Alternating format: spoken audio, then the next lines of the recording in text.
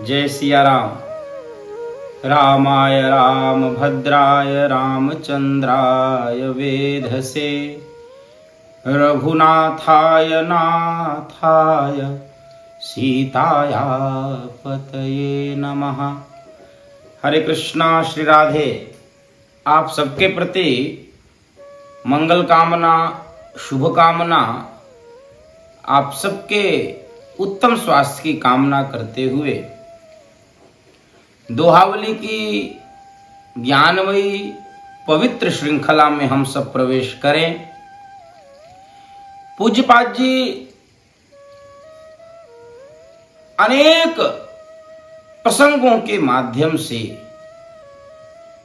दोहावली में जीवन जीने की कला सिखाते हैं और उसी क्रम में आज के दोहे में पूज्यपाद गोस्वामी जी कह रहे हैं, अनुसमझे अनुसोचनो अवसि समुझिए आप, तुलसी आपु न समुझिए पल पल पर परिताप।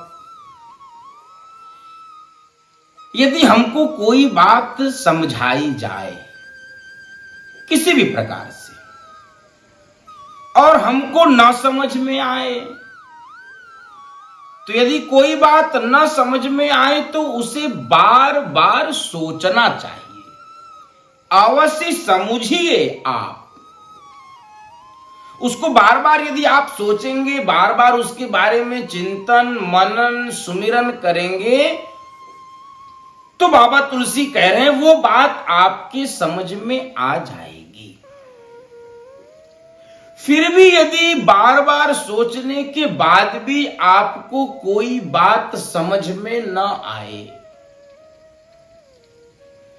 बार बार सोचने के बाद भी यदि आपको कोई बात समझ में ना आए, फिर भी आप न समझी हुई बात के आधार पर उसके अनुसार आचरण करेंगे, तो उस आचरण का परिणाम क्या होगा? आपको पल पल में कष्ट मिलेगा, दुख मिलेगा। अर्थात बार बार सोचने के बाद भी जो बात समझ में ना आए तो कदापि भी उसके अनुसार आचरण नहीं करना चाहिए। ऐसा पूज्यपाद तुलसीदास जी यहां पर स्पष्ट कर रहे हैं। कोई बात हमको समझाई जाए, शास्त्र परक, नीति परक, व्यवहार परक, और हमको नहीं समझ में आए, तो एक तो बार बार उसको सोचना, ये अपने यहां की एक बड़ी सुंदर शास्त्रीय पद्धति है कि बार बार, और इसको वैज्ञानिक पद्धति भी मान सकते हैं। और यहां पर जो सोचना है वह एक सकारात्मक और सात्विक क्रिया के अर्थ में है, क्योंकि कई बार सोचना को एक दूसरे ढंग से भी परिभाषित किया जाता है। उसको एक रोग के रूप में भी, एक डिजीज के रूप में भी, एक प्रकार के मानसिक अवसाद के रूप में भी प्रस्तुत किया जाता है। लेकिन यहां पर इस दोहे में जिस सोचने की बात है वह एक अभ्यास की बात कही जा रही है। वह एक शास्त्रीय वैज्ञानिक परंपरा है जिसके आधार पर कहा जा रहा है कि किसी एक बात पर बार बार चिंतन सुमिरन मनन ध्यान देने से वह बात स्पष्ट हो जाती है। अर्थात उस बात को कहने के पीछे मंतव्य क्या है, उस बात को कहने के पीछे हेतु क्या है, कारण क्या है, उस बात के पीछे का निहितार्थ क्या है, वो बात आपको क्यों समझाई जा रही है। यदि नहीं समझ में आई है तो बार बार यदि हम सोचेंगे तो वह बात स्पष्ट हो जाती है, पहली बात। फिर भी यदि वो स्पष्ट ना हो, फिर भी यदि स्पष्ट ना हो, तो पूज्यपाद जी कह रहे हैं, यदि आपके मन में वो बात घर नहीं की, आपके मन से वो बात नहीं स्पष्ट हुई, तो उसके अनुरूप अनुसार आचरण नहीं करना चाहिए। यदि आपने किया तो आपको पल पल कष्ट की अनुभूति होगी, आपको क्षण क्षण दुख सहना पड़ेगा। अब आप समझ रहे हैं कि इसके पीछे का अर्थ क्या है। यदि उदाहरण के रूप में मानस का ही उदाहरण हम सब लें तो प्रारंभ में ही मानस की एक कथा आती है भगवान शिव और सती की। भगवान शिव ने राम कथा सुनी, भगवान राम का दर्शन हुआ, भगवान राम की जय जयकार भगवान शिव ने किया। मां सती ने पूछा ये कौन है? कहे यही तो अखिल कोटि ब्रह्मांड का नायक है, यही रोम रोम में रमने वाला राम है। तो ये ब्रह्म है? कहे हाँ ये ब्रह्म है। ये ईश्वर है? कहा ईश्वर है। कहे नहीं हो सकता। बहुत बार समझाया भगवान शिव ने, मैया सती को नहीं समझ में आया। नहीं समझ में आया तो कोई बात नहीं, लेकिन उन्होंने वो आचरण किया जिसका उल्लेख यहां पर इस दोहे में, कि आपको वो आचरण नहीं करना है जो बात आपको समझ में नहीं आई है। और भगवान राम की परीक्षा लेने के लिए चली गई और परिणाम क्या हुआ?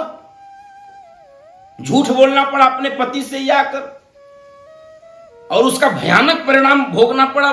भगवान शंकर ने त्याग कर दिया कि अब हमारा तुम्हारा मिलन इस शरीर से नहीं हो सकता, इस देह से नहीं होता है। और इतना ही नहीं, अपने पिता दक्ष के यहां पर यज्ञ में सम्मिलित होने के लिए भी जब आग्रह किया तो भगवान ने बहुत प्रकार से समझाया। भांति अनेक शंभु समझावा, वो स्वामी जी ने लिखा है। अनेक प्रकार से भगवान शंकर ने सती जी को समझाया कि वहां पर जाना ठीक नहीं है। वो एक अलग से प्रसंग है, विस्तार का प्रसंग है। और नहीं मानी, गई तो परिणाम क्षण क्षण में कष्ट अनुभव करना पड़ा। सगी बहनें पहचान नहीं रही थी, अपने पिता के यज्ञ में किसी प्रकार का सम्मान सत्कार अभिवादन नहीं हुआ, और अपने ही पिता के यज्ञ में अपने पति के अपमान को न सह पाने के कारण जलकर राख और खाक हो गए। तो कहने का तात्पर्य यह है कि कोई बात यदि समझाई जाए तो पहले तो प्रयत्न करिए कि उसको बार बार सोचिए, हो सकता आपको समझ में आ जाए।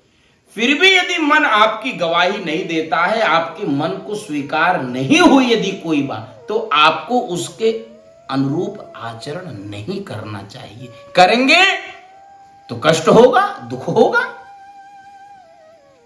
भाई दुर्योधन को भगवान कृष्ण ने समझाया कि ये 5 गांव देकर पांडवों से संधि कर लो। समझा क्या? नहीं समझा।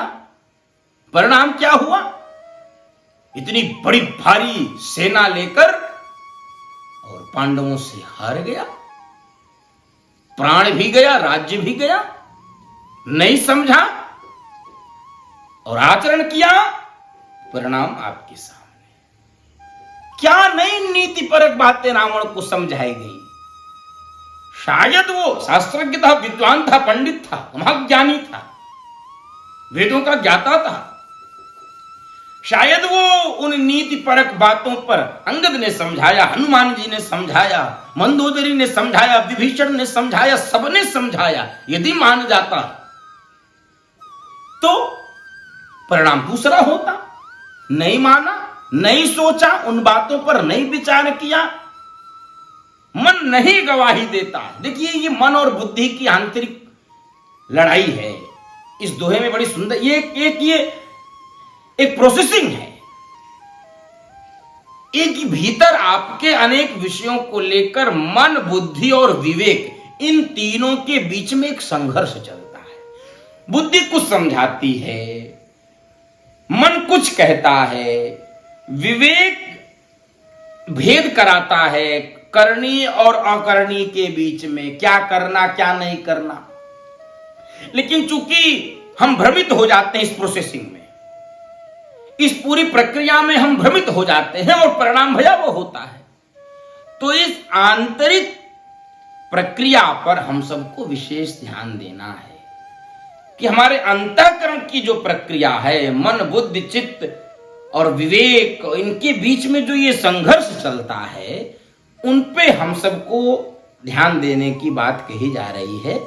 पूज्यपाद गोस्वामी जी कहना चाहते हैं कि हमको जब कोई बात समझाई जाए, ना समझ में आए, तो बार बार सोचिए, हो सकता है आपको समझ में आ जाए। देखिए, इसका सुंदर उदाहरण है मानस में। जब विश्वामित्र जी भगवान राम को, लक्ष्मण को मांगने आए, अनुज समेत देहु रघुनाथ, तो महाराज दशरथ कांप गए। महाराज दशरथ को लगा, अरे ये दुधमुहे बच्चे छोटे छोटे, इनको ये विश्वामित्र जी क्यों मांग के ले जा रहे हैं, और ये कैसे यज्ञ की रक्षा करेंगे, कैसे उन भयानक भयंकर राक्षसों से लड़ेंगे। तो वशिष्ठ जी बीच में आए, उनको बीच में टोकना पड़ा है। तब वशिष्ठ बहुविधि समझावा, और वशिष्ठ जी ने जब बहुत प्रकार से महाराज दशरथ को समझाया, तो महाराज दशरथ के भीतर की जो प्रक्रिया है, जिसका मैंने उल्लेख किया, जो आंतरिक प्रक्रिया है, जो मन बुद्धि विवेक के संघर्षों की प्रक्रिया है, उस पर ध्यान दिया, खूब सोचा कि हां, कि राम का जन्म ये केवल हमारे राज्य का भोग भोगने के लिए नहीं हुआ है। राम तो अवतार लेकर आया है इस पृथ्वी से अधर्म को समाप्त करने के लिए, धर्म की स्थापना के लिए, सज्जनों की रक्षा करने के लिए आया है। और बात समझ में आ गई। बात समझ में आ गई तो भेंट कर दिया दोनों बालकों को गुरुदेव विश्वामित्र के। तो यदि कोई बात नहीं समझ में आई, तो उसको यदि बार बार हम चिंतन सुमिरन मनन करेंगे, तो परिणाम आ सकता है, वो बात हो सकता समझ में आ जाए। फिर भी यदि कोई बात हमको समझ में नहीं आती है, हमारा मन समझने को नहीं तैयार हुआ, अर्थात कहने का तात्पर्य यह है कि मन, चूंकि प्रक्रिया इतनी सुंदर है भीतर की, अच्छी बातों को समझाई देती है। यदि हमारी प्रक्रिया में शुचिता है, पवित्रता है, तो हम उसको करने लगते हैं। तो जो करणीय है उसको सोच सोच के किया जाए, जो अकरणीय है, जो अधर्म है, जो अकर्म है, जो वर्जित कर्म है, जो त्याज्य कर्म है, उसको नहीं करना चाहिए। न समझने के बाद यदि हम आचरण करेंगे, तो हमको पल पल में दुख होगा, परिताप होगा, संताप होगा। ऐसे अनेक उदाहरण शास्त्र में भी हैं, व्यवहारिक जीवन में भी हम सबको कई बार देखने को मिलते हैं। इसलिए पूज्यपाद गोस्वामी जी कहना चाहते हैं, अनुसमझे अनुशोचनो अवश्य समझिए आप, तुलसी आप न समझिए पल पल पर परिताप। तो हम सब खूब समझें, खूब सोचें, खूब सकारात्मक रहें, भीतर की प्रक्रिया पर धीरे धीरे ध्यान देना हम सब प्रारंभ करें। पुनः आप सबके प्रति मंगल कामना, शुभ कामना करते हुए आज की वाणी को यहीं पर विराम। जय सिया राम।